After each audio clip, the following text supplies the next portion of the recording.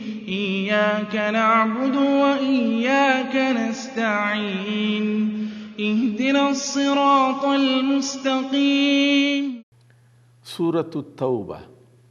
اور اس سورت کا دوسرا نام ہے سورۃ البراءہ، اور پہلے لفظ ہی سے ماخوذ ہے براءۃ من اللہ۔ 129 آیات پر مشتمل یہ ایک مدنی سورت ہے، مدینہ منورہ میں نازل ہوئی ہے، اور 9 ہجری میں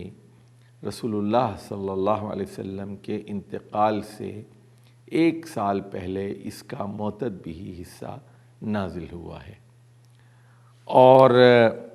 اس کے 5 پیراگراف ہیں۔ اور پچھلے سیشن میں نے یہ بات بتائی تھی کہ سورۃ الانفال اور سورۃ التوبہ کا موضوع ایک ہی ہے، یعنی جہاد فی سبیل اللہ، اور دونوں کے درمیان بسم اللہ بھی نہیں ہے، اس لیے کہ رسول اللہ صلی اللہ علیہ وسلم نے بسم اللہ نہیں لکھوائی، اور اس لیے بھی کہ دونوں کا موضوع ایک ہے، جہاد ہے۔ اور گویا سورۃ الانفال سورۃ التوبہ کی تمہید ہے۔ اس سورت کا مرکزی مضمون یہ ہے کہ مسلمانوں کو جب قوت حاصل ہو جائے اور ان کی ریاست کو استحکام حاصل ہو جائے تو انہیں 3 قوتوں کے خلاف جہاد کرنا ہے، مشرکین کے خلاف بھی، اور اہل کتاب کے خلاف بھی، اور منافقین کے خلاف بھی، اور نفاق سے بچ کر اسلامی اجتماعیت کو مضبوط کرنے کی کوشش کرنی چاہیے۔ سورت کے 5 پیراگراف ہیں، تو پہلی 28 ابتدائی آیات میں مشرکین مکہ یعنی بنی اسماعیل کے خلاف جہاد کا حکم دیا گیا ہے۔ پھر آیت نمبر 29 سے 35 تک 7 آیات ہیں، اس میں اہل کتاب کے خلاف جہاد کا حکم ہے۔ تیسرا پیراگراف آیت نمبر 36 سے 41 تک کی آیات پر مشتمل ہے، اس میں ترغیب جہاد بھی ہے، اور قیصر رومن امپائر سیزر کے خلاف جنگ اور ان کے باجگزار جو ان کے حلیف قبائل تھے ان کے خلاف جہاد کا حکم ہے۔ ترک جہاد پر یہاں استبدال کی دھمکی دی گئی ہے کہ جو قومیں جہاد سے منہ چراتی ہیں اور بھاگتی ہیں، فرار حاصل کرتی ہیں، انہیں دنیا کی امامت سے، قیادت سے معزول کر دیا جاتا ہے۔ آیت نمبر 42 سے 127 تک طویل حصہ ہے سورۃ التوبہ کا جو منافقین سے متعلق ہے، اور آخری 2 آیات آیت نمبر 128 اور 129 میں جو 5واں پیراگراف پر مشتمل ہے، نبی کریم صلی اللہ علیہ وسلم کی خیر خواہی کی قدر کرنے کا مشورہ دیا گیا ہے۔ تو یہ بڑے اہم مضامین پر مشتمل ایک مدنی صورت ہے، اور زیادہ تر حصہ اس کا 9 ہجری میں نازل ہوا ہے، چند آیات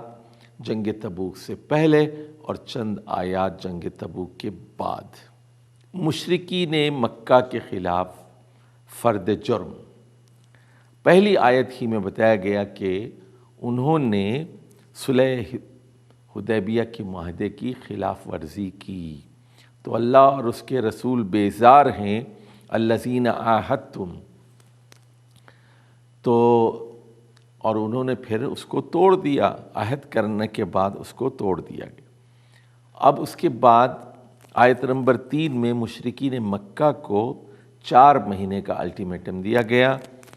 وَأَذَانٌ مِّنَ اللَّهِ وَرَسُولِهِ إِلَى النَّاسِ يَوْمَ الْحَجِّ الْأَكْبَرِ أَنَّ اللَّهَ بَرِيءٌ مِّنَ الْمُشْرِكِينَ وَالرَّسُولُ۔ تو وہاں پھر بتایا گیا کہ فَسِیحُوا فِی الْأَرْضِ 4، تو زمین میں چل پھر لو 4 مہینے تک، اور یہ 9 ہجری میں یہ الٹیمیٹم دیا گیا، وارننگ دی گئی۔ اب آپ کے پاس 2-3 راستے ہیں، یا تو آپ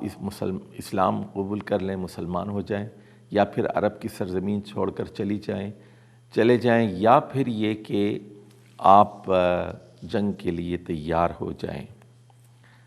آیت نمبر 4 ہی میں ان حلیف قبائل سے جو قریش کے حلیف تھے لیکن انہوں نے معاہدہ شکنی نہیں کی تھی،